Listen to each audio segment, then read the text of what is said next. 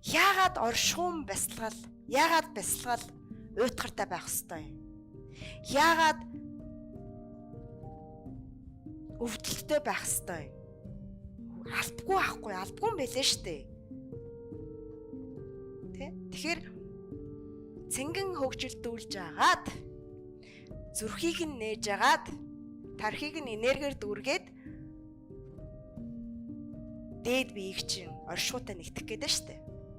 Тэгэхээр заавал ингээл нэг юм гэл ингээ суугаад гэл зовоол зүгээр ингээ тэ жаргаж жагаад ингээ тийш өсрөд орчмоор байгаа байхгүй тэ. Би бас жаргаж жагаад орсон. Тэгэхээр бясалгалд дуртай болоо 4:30-д босдог болно гэдэг бол тэр маш гоё сэтгэлийн цэнгэл идлээд байгаа байхгүй юу? Тэр сэтгэлийн цэнгэлийг жаргаж жагаад өгч болдсон байна.